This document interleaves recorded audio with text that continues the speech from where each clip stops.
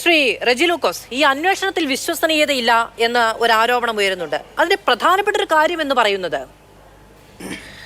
അവിടെ ഓടിക്കൂടിയ ആളുകളാണ് പോലീസ് പിടിയിലായത് എന്ന് നേരത്തെ കൂട്ടി പോലീസിന് ഡയറക്ഷൻ കൊടുക്കുന്നത് പോലെ പത്രപ്രസ്താവന നടത്തി പറയുകയാണ്. അധികാര കേന്ദ്രത്തിൽ ഇരിക്കുന്നവർ പോലീസുകാർ മറിച്ച് അന്വേഷിച്ച് കണ്ടുപിടിക്കും എന്ന് നാട്ടിലെ സാധാരണക്കാർ വിശ്വസിക്കണോ?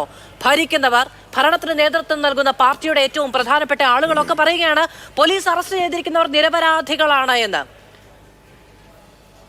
എന്നിട്ട് പോലീസ്, ഇതേ ആഭ്യന്തര വകുപ്പിന് കീഴിലുള്ള പോലീസ് ഇതിനെ മറിച്ച് ഒരു കണ്ടെത്തൽ നടത്തണം.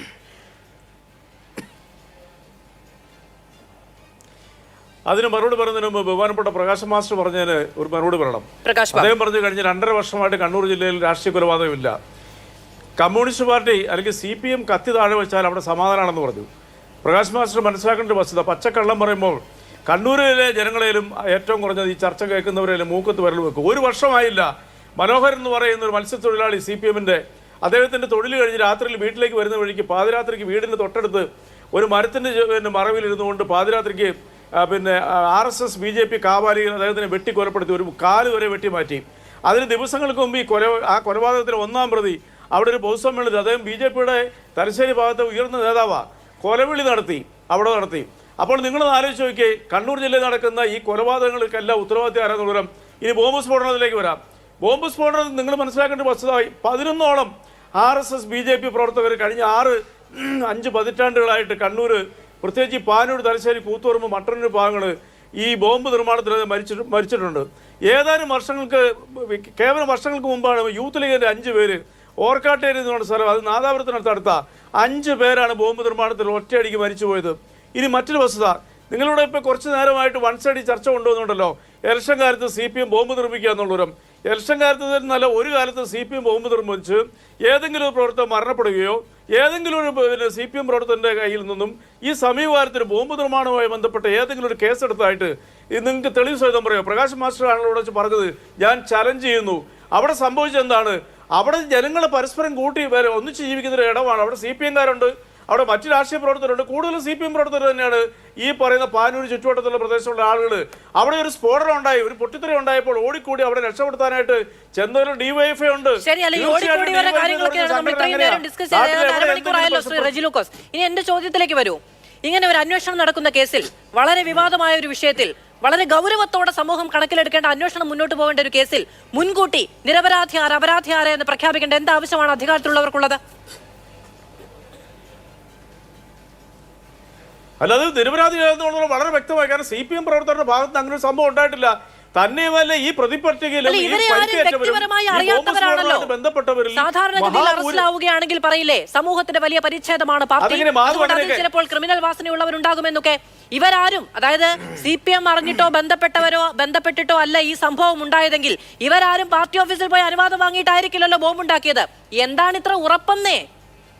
അത് അന്വേഷിക്കാനല്ലേ നാട്ടിൽ പോലീസ് ഉള്ളത്. അപ്പൊ ആ പോലീസ് അന്വേഷണം നടത്തിയ ആളുകളെ അറസ്റ്റ് ചെയ്യുമ്പോ പറയുകയാണ് അവർ നിരപരാധികളാണ്. മാധു, അറിയപ്പെടുന്ന 2 CPM വിരോധികൾക്ക് നിങ്ങൾ ഈ ലാവിഷായിട്ട് സമയം കൊടുത്ത് ഞാൻ വാതുറക്കുമ്പോൾ നിങ്ങൾ ഇടപെട്ടോണ്ടിരിക്കുക.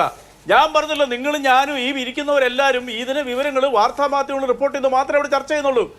അതിൽ നിന്ന് മാത്രമേ നമ്മളോട് സംസാരിക്കുന്നുള്ളൂ. ഒരു നുണയും പറഞ്ഞിട്ടില്ല. അതായത് പാർട്ടിയായിട്ട് ബന്ധമില്ല എന്നും പാർട്ടി ഓഫീസ് നശിപ്പിക്കാൻ ശ്രമിച്ചവരും പാർട്ടി പ്രവർത്തകരെ മർദ്ദിച്ചവരുമാണ് ഈ ബോംബ് സ്ഫോടനത്തിൽ പരിക്കേറ്റവർ. അതൊരു BJP പ്രവർത്തകന്റെ വളപ്പിൽ വെച്ചാണ് ഇത് ബോംബ് സ്ഫോടനം ഉണ്ടായിരിക്കുന്നത്. അപ്പോൾ നിങ്ങൾ എങ്ങനെയാണ് CPM പ്രവർത്തകരാണ് ഈ ബോംബ് നിർമ്മിച്ചെന്ന് പറയുന്നത്?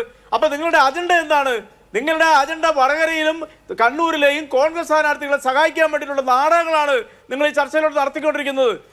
അതല്ലെന്ന് നിങ്ങൾക്ക് നിഷേധിക്കാൻ പറ്റുമോ? ഞാൻ ഒരൊറ്റ കാര്യം മാധുവിനോട് ചോദിക്കട്ടെ. മാധു അറിയാത്ത കാര്യമല്ലല്ലോ, ഈ വിഷയം ഉണ്ടായി പിറ്റേ ദിവസം രാവിലെ തന്നെ അവിടെ സമാധാന കാപട്യ യാത്ര നടത്തി വടകരയിലെ കോൺഗ്രസിന്റെ സ്ഥാനാർത്ഥിയും കുറെ ഈ KK രമ ഉൾപ്പെടെയുള്ളവർ അത് അറിഞ്ഞു. അത് വെൽ പ്ലാൻഡ് ആയിരുന്നു. അത്രയും ആളുകളെ നിമിഷങ്ങൾക്കുള്ളിൽ എവിടെ സംഘടിപ്പിച്ചു? അപ്പൊ അതൊക്കെ അന്വേഷണത്തിൽ വരട്ടെ, അതെല്ലാം അന്വേഷിക്കട്ടെ. കണ്ണൂർ ജില്ലയിൽ അരാജകത്വപരമായിട്ടുള്ള സാഹചര്യങ്ങൾ സൃഷ്ടിക്കുകയും കൊലപാതക രാഷ്ട്രത്തിന് ഉദ്ഘാടനം ചെയ്യുകയും ചെയ്ത വ്യക്തിയാണ് കണ്ണൂർ മത്സരിക്കുന്നത്.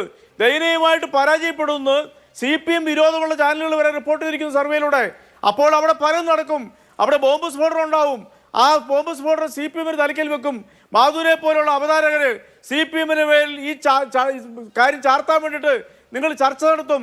CPM-നെ കൊലവിളി നടത്തുന്നവരെ ഇരുത്തി നിങ്ങൾ ഇത്തരം കാര്യങ്ങൾ ഇടപെടാതെ കൊണ്ട് സംസാരിപ്പിക്കും. ഇതൊക്കെ ഞങ്ങൾക്കറിയാം. അവിടെ നടന്നിരിക്കുന്ന CPM-ആയിട്ട് ബന്ധമുള്ളൊരു ബോംബ് സ്ഫോടനമല്ല. അവിടെ നടന്നിരിക്കുന്നത്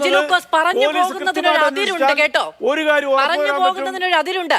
CPM ആസൂത്രണം ചെയ്യുകയോ CPM ആസൂത്രണം ചെയ്ത് നടപ്പിലാക്കിയ ബോംബാക്രമണമാണിതെന്നോ ഈ ബോംബ് നിർമ്മാണത്തിൽ CPM-ന് കൃത്യമായ പങ്കുണ്ട് എന്നോ സംശയലേശമെന്നെ തെളിഞ്ഞിട്ടുണ്ടെന്നോ ഞാൻ പറഞ്ഞിട്ടുണ്ടോ? ഞാൻ ഇത് ചാർത്താൻ ശ്രമിക്കുന്നു എന്നൊക്കെ അങ്ങിരുന്ന് ആരോപിക്കുന്നത് എന്ത് തെളിവിലാണ്? ഞാൻ ചോദിക്കുന്നത് ചോദ്യങ്ങൾ മാത്രമാണ്. കേസിൽ പരിക്കേറ്റവർക്ക് CPM ബന്ധമില്ല എന്ന് ആരോപിക്കുന്നു, DYFI ബന്ധമില്ല എന്ന് ആരോപിക്കുന്നു. അറസ്റ്റിലായവർക്ക് DYFI ബന്ധമുണ്ട് എന്ന കാര്യം DYFI പോലും തള്ളി പറയുന്നില്ല. അവർക്ക് ഈ കേസുമായി ബന്ധമില്ല എന്ന് പറയുന്നുണ്ട്, ഓടിക്കൂടിയവരാണെന്ന്. പക്ഷെ അറസ്റ്റിലായവർക്ക് DYFI ബന്ധമില്ല എന്ന് DYFI പോലും പറയുന്നില്ല. അങ്ങനെ വഴിയെ പോകുന്നവരൊക്കെ പിടിച്ച് അറസ്റ്റ് ചെയ്യുന്നവരാണ് കേരള പോലീസ് എന്ന് പറയുകയാണെങ്കിൽ പോലീസിന്റെ ഉത്തരവാദിത്തം, ആഭ്യന്തര വകുപ്പിന്റെ ഉത്തരവാദിത്തം ആർക്കാണ്? അതാണ് ഞാൻ ഈ ചർച്ചയുടെ തുടക്കത്തിൽ പറഞ്ഞത്. ബഹുമാനപ്പെട്ട VK സനോജ് പറഞ്ഞ ഒരു കാര്യത്തെ പിടിച്ചുകൊണ്ടാണ് നിങ്ങൾ ഈ ചർച്ച വളർത്തുന്നത്. അദ്ദേഹം പറഞ്ഞ കാര്യത്തെ പിടിച്ചുകൊണ്ട് ചോദ്യം ചോദിച്ചു ശരിയാണ്. പറഞ്ഞത് ഈ ചർച്ച നടത്തുന്നത് party secretary MV Govindan master പറഞ്ഞ കാര്യത്തിലാണ്. രക്ഷാപ്രവർത്തനത്തിന് പോയവരാണ് അറസ്റ്റിലായിരിക്കുന്നത് എന്നുള്ളത്. ഏറ്റവും അവസാനം ഞാൻ അങ്ങോട്ട് ചോദിച്ച ചോദ്യം പോലും അതിൽ ഊന്നിക്കൊണ്ടുള്ളതാണ്. അങ്ങനെ രക്ഷാപ്രവർത്തനത്തിന് പോകുന്നവരെ ചോദ്യവും പറച്ചിലും ഇല്ലാതെ പിടിച്ചകത്തിരുന്നവരാണോ കേരള പോലീസ് എന്ന്? അല്ല, ഞാൻ പറഞ്ഞല്ലോ, അവിടെ തടിച്ചുകൂടിയ ആൾക്കാർ, പ്രത്യേകിച്ച് ബോംബ് സ്ഫോടനം ആശുപത്രി കൊണ്ടുപോകാനായിട്ടുള്ള ശ്രമങ്ങൾ നടത്തിയവരിൽ പോലീസുകാർക്ക് സംശയമുള്ളവരെ പോലീസുകാർ വിളിച്ച് ചോദ്യം ചെയ്യും, അവരെ അറസ്റ്റ് ചെയ്യും. സ്വാഭാവികമല്ല. അത് കഴിഞ്ഞല്ലേ തെളിയുന്നത്. ഇനി ഞാൻ ഈ മാധുവിന്റെ ശ്രദ്ധയിലേക്ക് ഒരു കാര്യം പറയാം.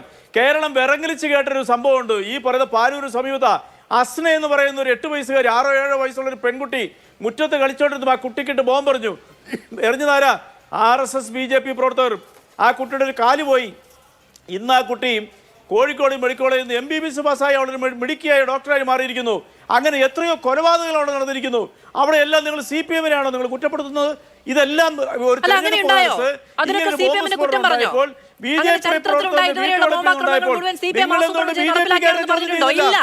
നിങ്ങൾക്ക് പറയാനുള്ളതൊക്കെ അങ്ങ് പറയുക. ഇവിടെ ആരും പറയാത്ത കാര്യങ്ങളാണ് ഇതെല്ലാം. നിങ്ങളുടെ രാഷ്ട്രീയ എതിരാളികൾ പറയുന്നുണ്ടെങ്കിൽ ആ ചോദ്യം അവരോട് ചോദിക്കണം. അല്ലാതെ ഇവിടെ ആരും ഇരുന്ന് CPM ആണ്, DYFI ആണ്, CPM ആണ്, DYFI ആണ് എന്ന് പറയാൻ ഉത്തരവാദിത്തമുള്ള ഒരു മാധ്യമപ്രതിനിധിയിൽ ഞാൻ തയ്യാറല്ല. പറയുന്നവരോടാണ് ആ ചോദ്യം ചോദിക്കേണ്ടത്. ശ്രീ റജി ലൂക്കോസ്.